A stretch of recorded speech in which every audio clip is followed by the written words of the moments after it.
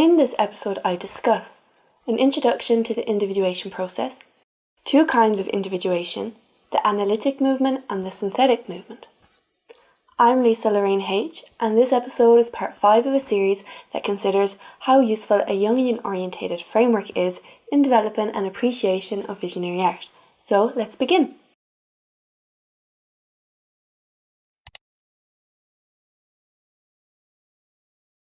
Part 1.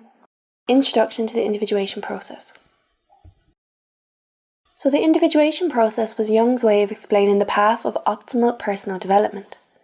According to him, we all start life as part of a collective. As we grow, our family, friends, school, religion and culture shape our personality.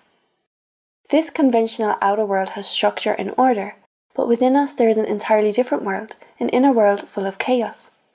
Both Jung and Freud called this undifferentiated chaos the unconscious, which contains everything that falls outside of our conscious awareness. We may want to believe that we are conscious of most of our thoughts, feelings, actions and behaviours, but all evidence suggests otherwise. We are in fact mostly unconscious beings. The purpose of the individuation process is to integrate this inner world with the outer world, becoming conscious of this previously unattainable reality. This in turn creates a more fulfilled individual, increases consciousness, and reduces humanity's tendency for one-sidedness. The Jungian analyst Murray Stein describes the individuation process as an innate tendency, call it a drive, an impulse, or an imperative, for a living being to reincarnate itself fully, to become truly itself within the empirical world of time and space, and in the case of humans, to become aware of who and what they are. It is commonly believed that to individuate, a person essentially becomes perfect with absolute control of their instincts, always good, selfless, and who loves and is loved by everyone. But this view is in fact incorrect. Instead, the purpose of the individuation process is to help the individual to become what he in fact is and not the idealistic mask. Jung describes, "The longing for perfection is not only legitimate, but is also an inborn characteristic of man and is one of the most important sources of culture. Yet, the individual may indeed struggle for perfection, but for the sake of completeness, he must, so to say, suffer the opposite of his intention." Part 2. Two kinds of individuation. The Swiss psychologist Jolande Jacobi describes how individuation is a natural process which takes place either entirely unconsciously or can, in one way or another, be made conscious. She distinguishes these two forms as 1. The natural process of individuation occurring without the individual's awareness. 2. The deliberate and conscious engagement of an individual with the process of individuation. The natural process of individuation is a way of development which every living thing is subjected to, from the beginning to the end of their life. This journey consists of the pains, sorrows, joys, and error that we are all familiar with. Jacobi states that it is the person who strides along this path bravely, plunging hardly into life, dreading neither struggle nor effort, avoiding no experience, will mature into a richer personality than those who endeavour to keep to the sunny side of the street. Even though individuation can present itself as a natural process, this does not mean that everyone reaches their full potential.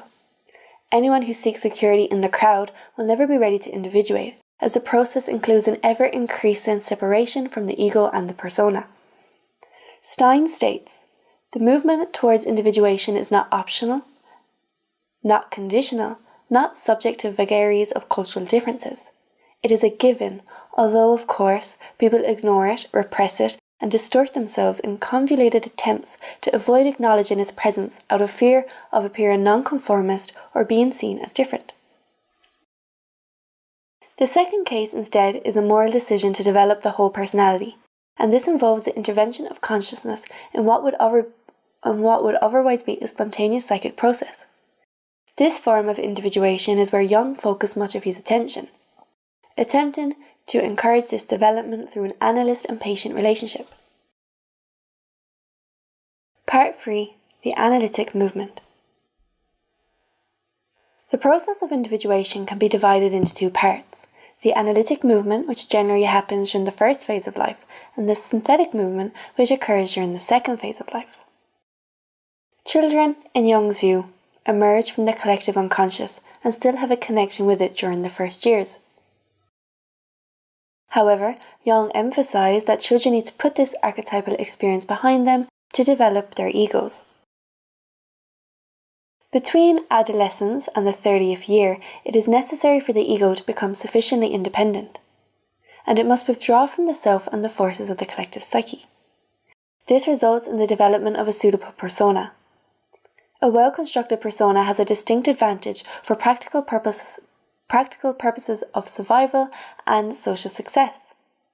This is not the goal of individuation, and instead marks the beginning of the process. This phase favors the extrovert.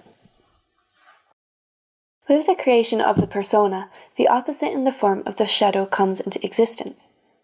The ego acts as a filtration device, presenting in the form of the persona aspects of oneself which it deems as acceptable within the collective. The characteristics that are considered unacceptable are repressed and sent into the personal unconscious, producing our shadow selves. This shadow is the unlived psychic traits that for ethical, social, educational or other reasons have been largely excluded or split off from conscious life. They then reappear sporadically in the form of psychological projections, which presents itself as undesirable thoughts and feelings which negatively impact on an individual's life. The goal of the analytic movement is to adapt to a specific social group and to assume a specific social role. This involves developing a well-constructed persona and coming to terms with the shadow self to prevent one-sidedness and psychological projections.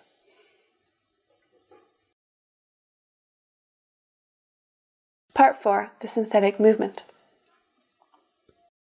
The shift from the first and second phase is marked by the common perception of a midlife crisis, which is a transition of identity and self-confidence that can occur in middle-aged individuals. According to Jung, neurotic or psychotic breakdowns during this period are frequent due to an individual's inability to meet the demands of the individuation process. This phase favors the introvert as it requires developing a deep connection with the inner self. At this point, an individual is ready to meet with their anima, the inner feminine side of a man, or the animus, the inner masculine side of a woman. These figures carry both personal and collective psychic features, and therefore form a bridge between the personal and collective unconscious. The meeting with the contrasexual personality presents itself with the reality of the qualities that an individual projects onto their partner. Jacobi describes,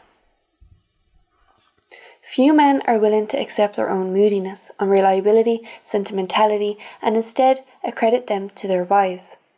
Women rarely admit that their unshakable opinions and arguments are due to the false logic arising from their misused masculinity.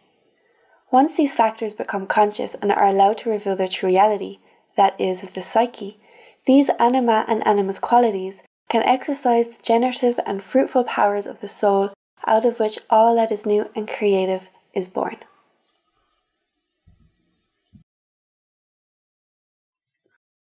The next step, then, should lead to an awareness of the male or female elements as they have always existed in archetypal form. From here, the path leads into a more peculiar field. Jacobi describes how it is not exaggeration to speak of the entry of the ego into a demonic kingdom.